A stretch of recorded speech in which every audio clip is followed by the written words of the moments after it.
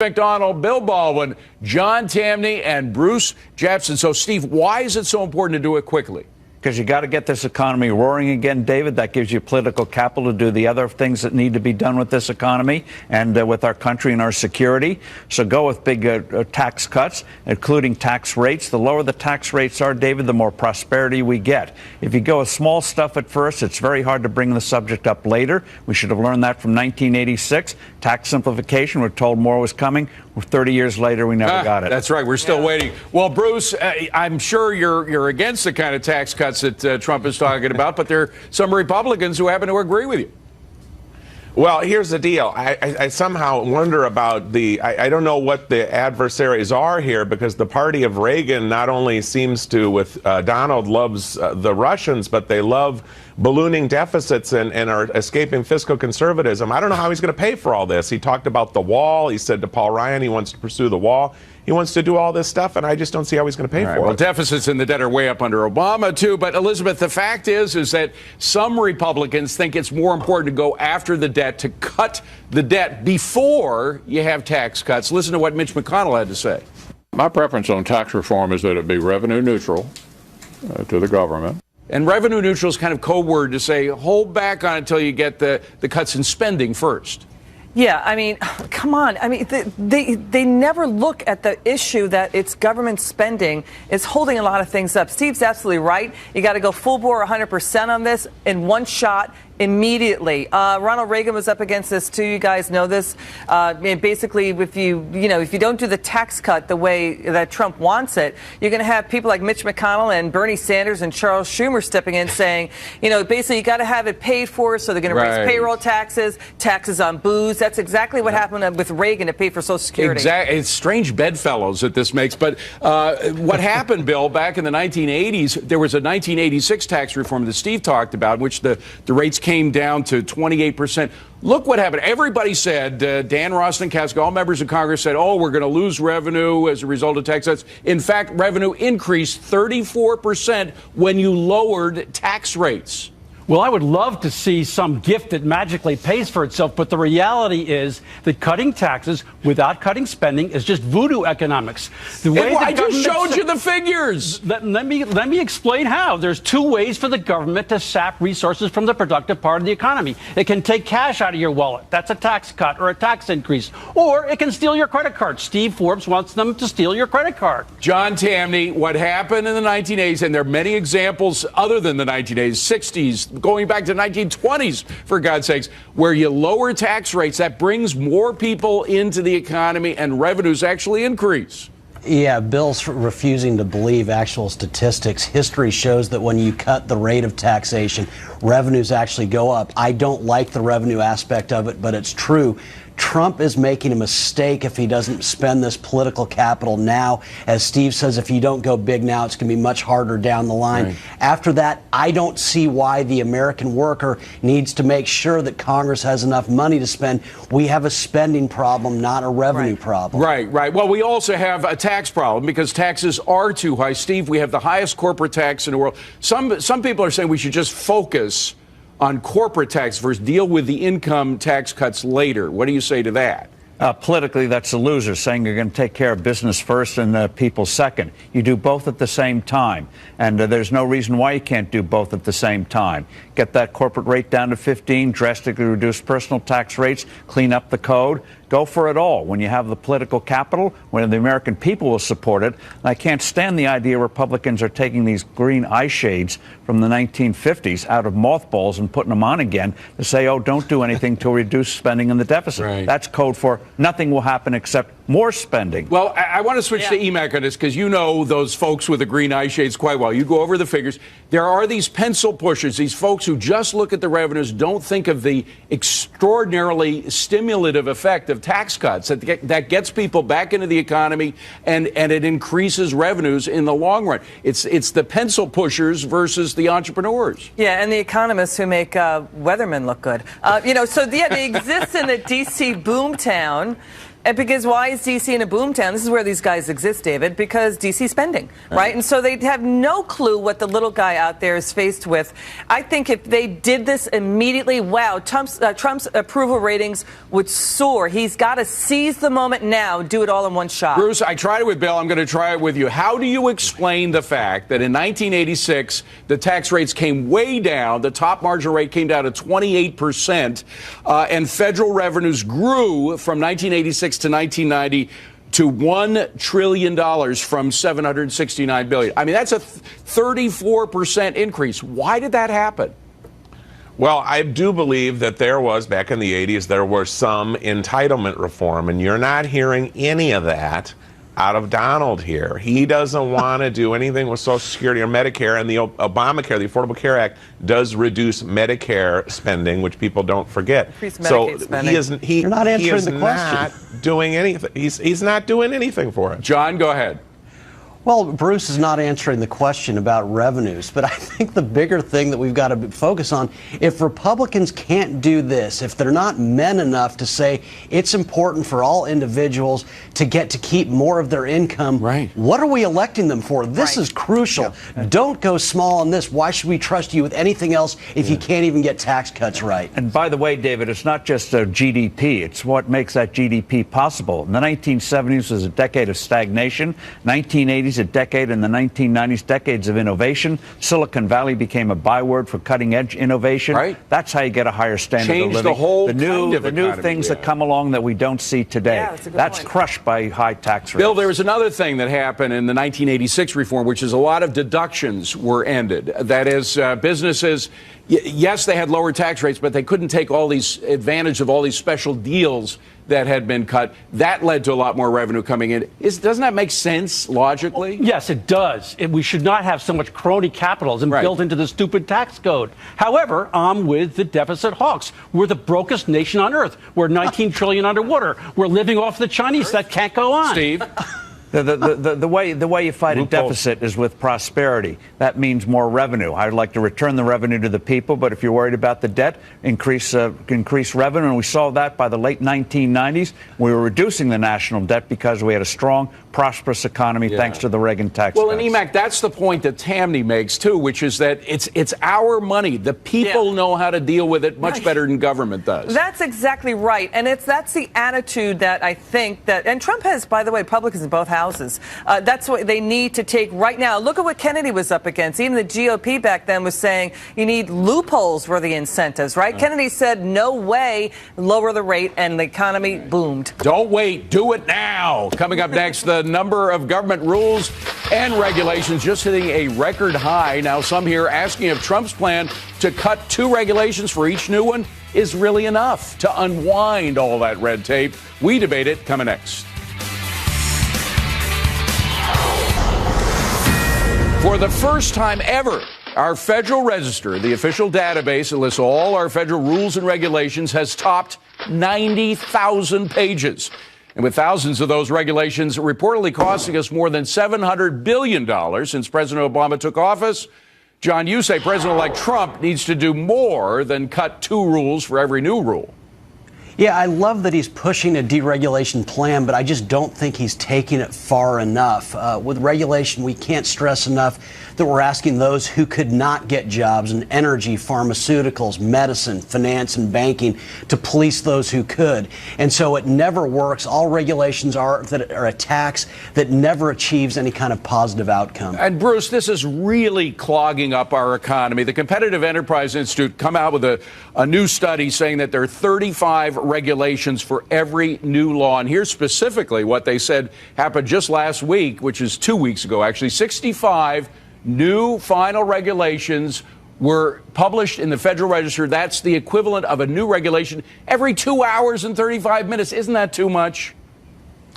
Well, it probably is, but I think when you're dealing with Washington and when you're dealing with Donald in particular, it's like whack-a-mole here. He wants to maybe gut the EPA and get rid of regulation there, but he wants to create a register and track every Muslim in the country and build a deportation. All right, that's a yes, he does. whole other argument. But you got to have regulations when you have when so he wants many. to do I understand these things. you got to protect people's lives. I get that, but there are so many regulations that are just clogging up the works that don't save anybody anything. Yeah, that's true, and that's right. But by the way, Trump is saying he's talking about Syrian refugees that aren't tracked.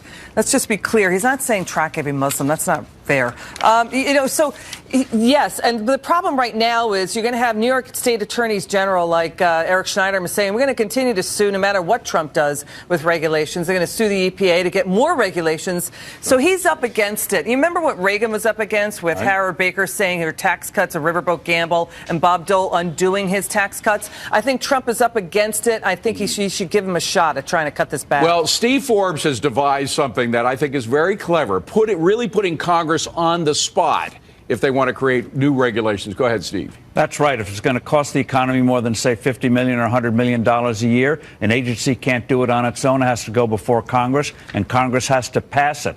Not just veto it, but pass it. So they take responsibility for some of this nonsense instead of just saying, oh, it's out of my hands. No, they have to face up to what's happening. Wow. Bill, accountability. That may slow down the regulatory.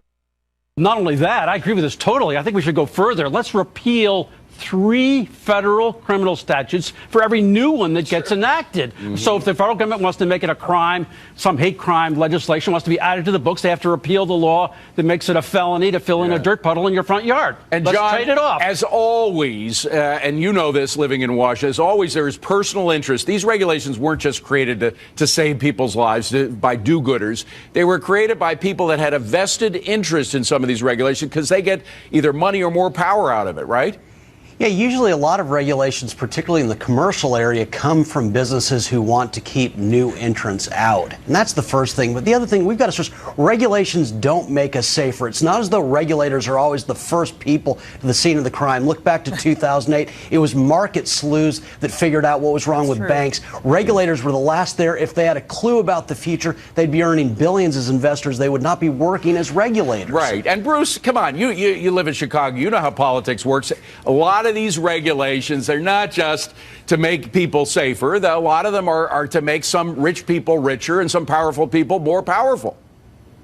Well, that's right, but Chicago deals with white envelopes and big green dollar bills. I don't think they deal with They that. have their share of regulations in Chicago as well. They do. But I would take Steve's point a step further. I was at a conference recently where people were talking about regulation and laws. If they would change the bill numbers and put these legislators' names on them, that would definitely reduce some of the dumb issues that we have. Wow, Steve, we're getting some help from Bruce here on that. Yes, shows that miracles never cease, especially in the Christmas season.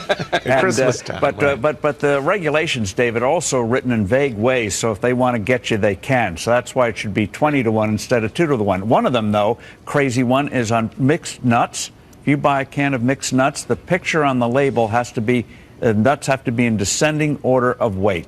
That's the kind of silliness you get in Washington. Wow, talk about nuts from Washington. All right, the Cash It In gang getting ready to roll at the bottom of the hour. Eric, what do you got? Hey, David, Donald Trump posing an interesting question to the White House. If Russia was indeed hacking us, why did you wait so long to act? Plus, one city now offering therapy for government employees stressed out about the election. So, should that be stressing out the taxpayers who are paying for it? See you at 11:30. Stresses me out. Thanks, Eric. We'll be watching. But up here first, new signs this week showing America's heroin epidemic is getting a lot worse. President-elect Trump says fixing it is a priority. Our gang gives him the solution to do it in his first 100 days. That's coming next. New reports showing the nation's heroin epidemic has pushed overdose deaths to an all-time high. President-elect Donald Trump promising a fix. One way is by building a wall to help keep the traffickers out. Steve, a lot of Mexican drug traffickers are switching from cocaine and marijuana directly to heroin because that's where the money is. So do we need the wall to keep them out?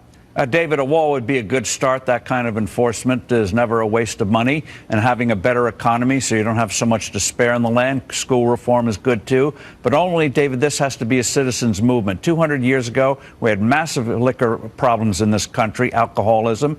As religious leaders, cultural leaders got together and said a self-governing nation must have self-governing individuals. And between the 1820s and 1840s, alcoholic consumption fell in half, not because of government, because the people said, we got to stop this thing. And Bill, just look at the growth of heroin, the results of heroin addiction. We have a 286% rise in overdose deaths in 11 years. That's astronomical. That's a great tragedy.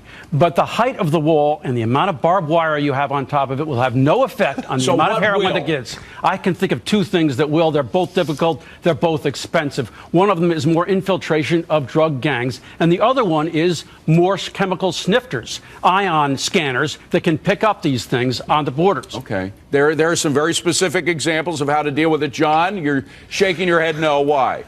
Well, I question the statistics on the big crisis we have here, but my solution is that the White House should have no solution. The federal government can't be your everything and solve every problem. We've tried a war on drugs. It's been an utter failure. Republicans need to realize that big government fails just as much when they impose it on us as when the Democrats do. Bad idea. Well, Emac, we have also tried legalization, and that doesn't seem to help at all because this is a crisis, by the way. There are a lot of people, tens of thousands of children that are now parentless because their parents are in drug rehab or worse, are dead.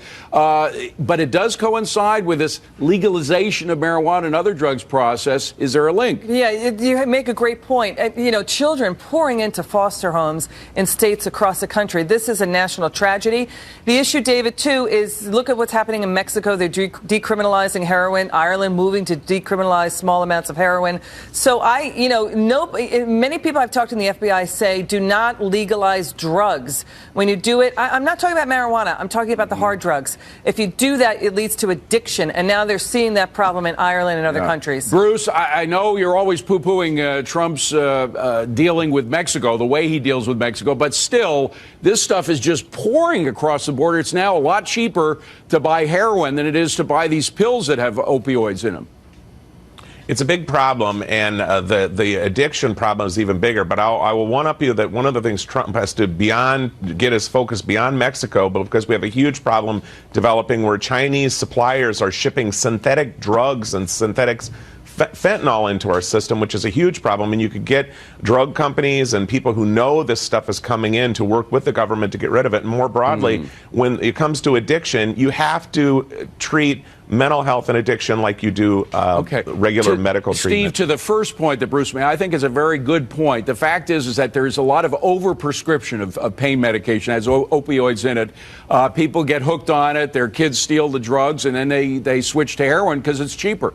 Well, that's right, David, but let's not have people put in pain because of a fear of a drug addiction. Pain management is still an emerging science. Don't stop it because we're getting older and we don't want to go through unnecessary pain. All right, a terrible crisis in America. Coming up, seeing green in 2017. A new report says 7 in 10 Americans predict they'll be better off financially in the new year, and our informers have the stocks to make sure that happens.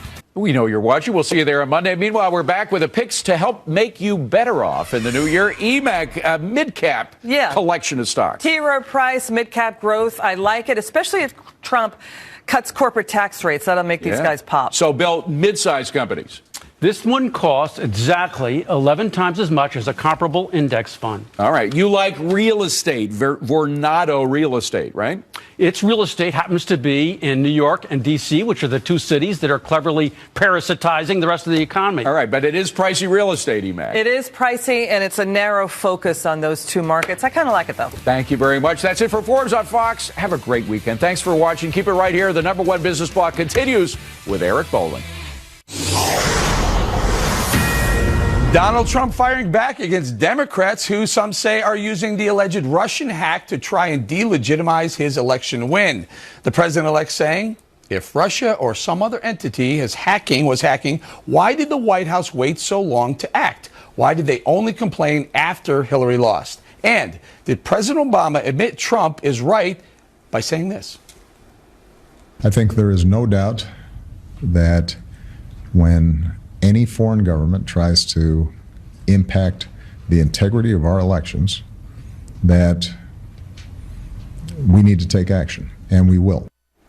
Hi, everyone. I'm Eric Bolling. Welcome to Cash In. Our Cash In crew this week: Mercedes Schlapp, Lisa Booth, Rachel Campos-Duffy, and Julie Roginski. Welcome, everybody. Now, Lisa, we'll start with you. Should the Obama administration have already taken action? And by the way, we're 34, 35 days out until Donald Trump takes over. Should they take action now?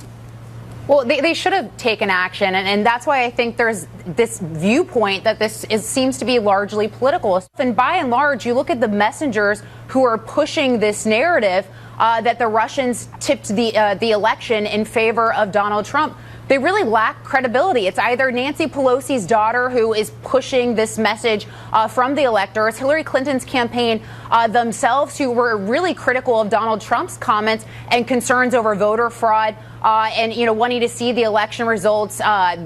She criticized him during the election. Also, who claimed that Hillary Clinton's email system on her server, which was less secure than Gmail, was never hacked. You also have the media pushing this narrative that has proven throughout this general election just the sheer bias that they have against Donald Trump, and also the Obama administration themselves, which has lied to the American people, pushed propaganda surrounding Benghazi, also lied about the Iran Let's not get too far away from this topic. We'll get to whether or not the Russians hacked and whether or not the hacking actually influenced the election. But Julie, I want to ask you, President Obama right there said, we will take action.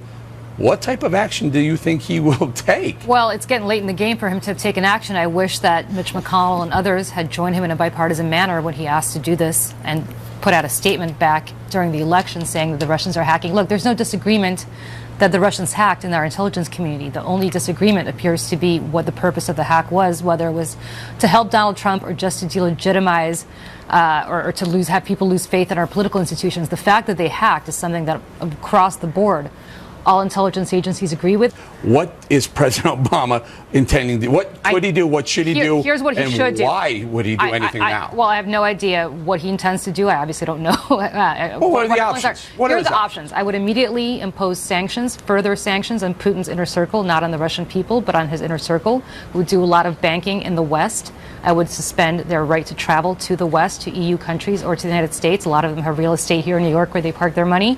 A lot of them have money in the city of London that they park their cash because they don't trust Vladimir Putin not to seize it himself, as he's been wont to do once in a while. First of all, what we need is a bipartisan investigation in Congress. Obviously, what we have seen with President Obama in the sense of his timing and waiting till now to say the Russians have hacked us, we don't have all the information. In fact, I was talking to several FBI sources who were saying, wait a second, this is not necessarily factual. And so there's disagreements among the intelligence agencies. So we need to get to the bottom of it first. Secondly, back in October, it was Vice President Joe Biden in an NBC Meet the Press interview who said that he was not concerned, quote, that the Russians would fundamentally alter the election. And now, all of a sudden, the administration is completely backtracking. Why? Because they thought that their candidate, Hillary Clinton, was going to win. Donald Trump won this election fair and square. And the mere fact is that we know that the Russians have been hacking and trying to interfere in our elections for quite some time. But now it's an issue. Come on. I know Julie's head is about to explode. We want to get you back in here, Julie. But Rachel, let's play off a little bit what Mercedes said. Okay, so Russians hacked. Guess what? The Iranians hacked. The Chinese hacked. The North Koreans hacked. They're always hacking. They're always attacking us. But what proof is there that it actually changed the outcome of the election? There isn't. Put up or shut up. They asked them to come in and show the evidence, and they couldn't show it. They didn't want to come to the hearings that the House Intelligence Committee had, and I think that's the greatest evidence we have that this has been politicized by those political appointees that are in the intelligence community. Look, this to me reeks of not just sore loser, but also payback. I think Obama is paying Donald Trump back for having an aura of delegitimization of his own presidency with with the birther comments, and this is his way of getting Donald Trump back. Problem is, he is using our intelligence community. He is using the credibility of our elections, and he's using the very presidency, the pulpit of the presidency, to take out this revenge game. Let's speak a little truth to power. You've got John McCain, certainly not an ally of Barack Obama. You've got Lindsey Graham. By the way, nor of Donald Trump. You've got Lindsey nor Graham. of Donald Trump. But go certainly ahead. Not Another an one. Ally. Another anti-Trumper. Listen, go ahead. This is not anti-Trump. These are people who are realistic about the realities that the Russians pose and the threat that they pose. And I'm going to say this to you.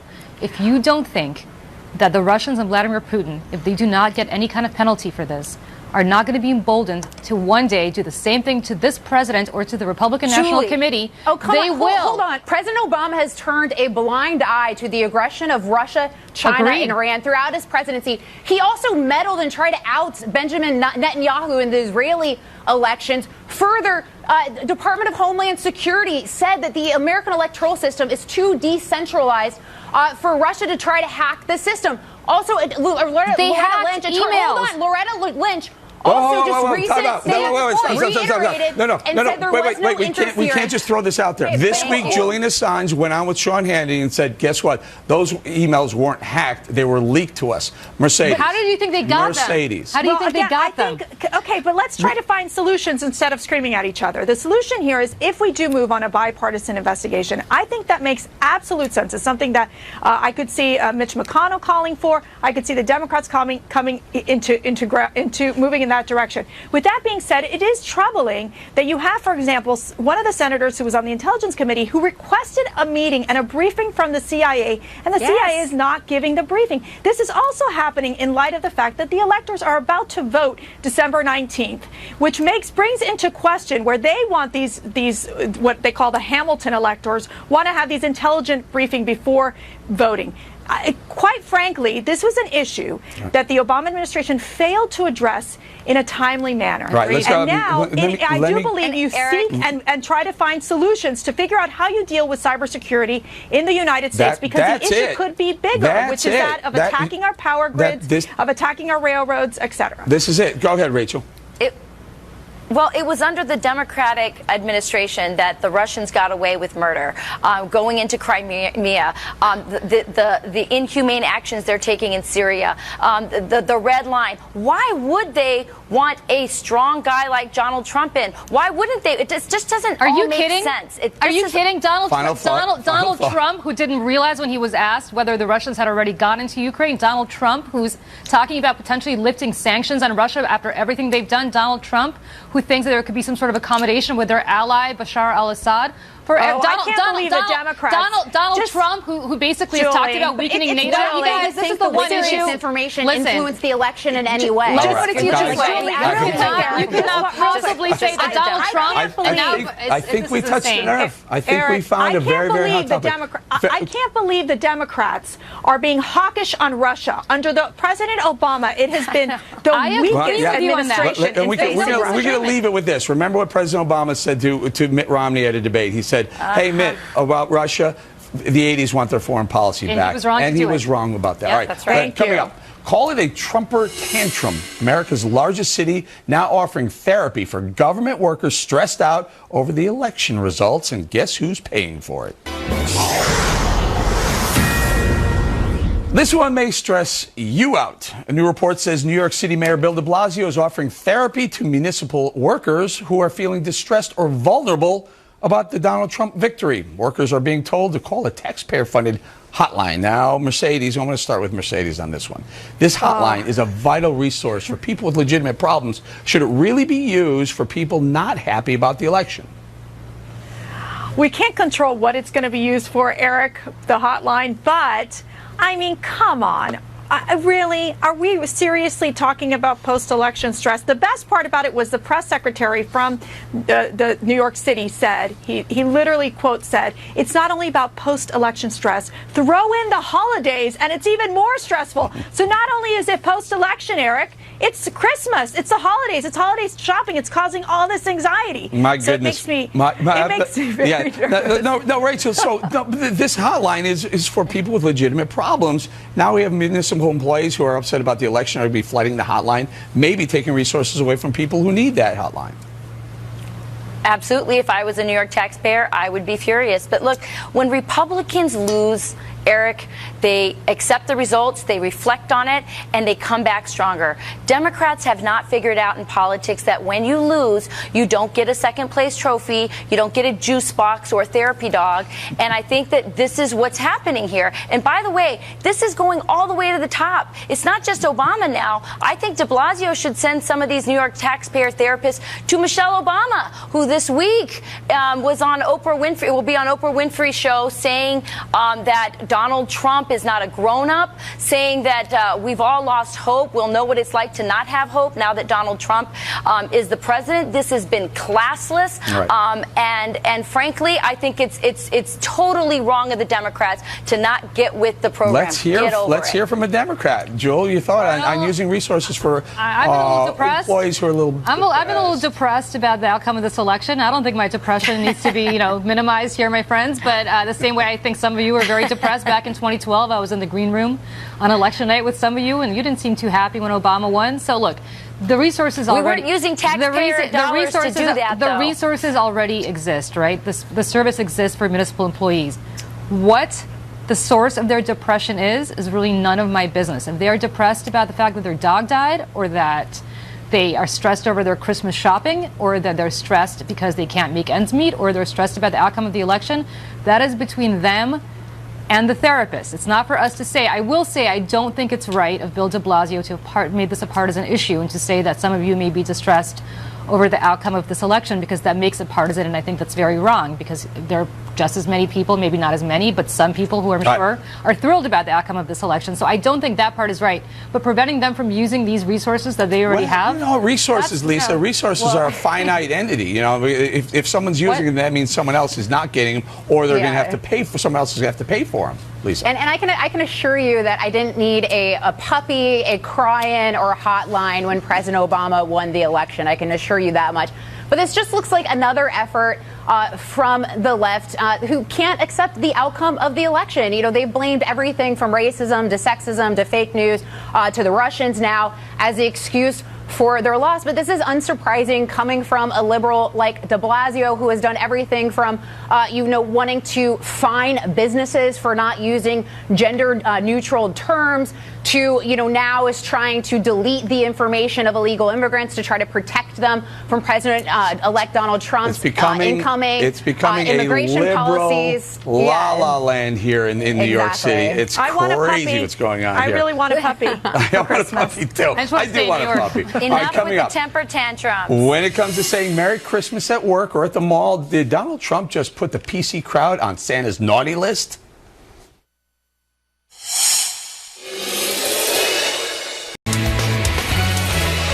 When I started 18 months ago, I told my first crowd in Wisconsin that we're going to come back here someday and we are going to say Merry Christmas again.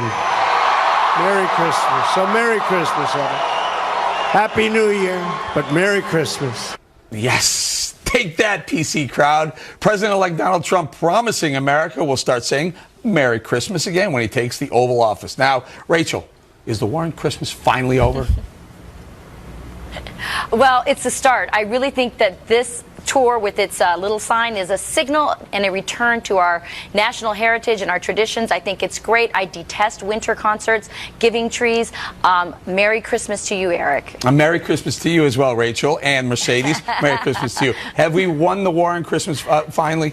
No, the lawsuits continue. I mean, just in Texas, we had this public school teacher who had to, at first, take down her Linus poster from Charlie Brown's Christmas that had a biblical reference. Luckily, because Governor Perry signed the Merry Christmas law in 2013, she was able to restore the poster and put it back up. So I'm recommending a national Merry Christmas law that Trump should pass in the first 100 days. What do you think about that? I like it, but also, Julie, I think it should be national Merry Christmas, Happy Hanukkah law. Can we add that? I'm celebrating Festivus for the rest of us, my friends. And I have I have a poll, and I have a whole feat of strength that I'm going to perform, and I have a lot of grudges that I'm going to roll out right now. But look, this is a solution in search of a problem. Who has ever been prevented from saying Merry Christmas? I'm Jewish, and I will say Merry Christmas to all of you. Who cares? I know. We have a final preventing thought it. on this one, Lisa. Now, Merry Christmas, everyone. I actually love the fact that Donald Trump is trolling everyone with the Merry Christmas sign. It's kind of hilarious. But this country has gone so out of hand with the political correctness. And I think the answer to the solution is Donald Trump, in the sense that he has presented himself as sort of the anti-political correct candidate. And he won. So Merry Christmas, everyone. Merry Christmas, viewers. Merry Christmas to everyone on the panel. Merry Christmas to everyone. But we still have more show coming up. So did the Russians have any impact on our election? We asked you, and you told us what you think.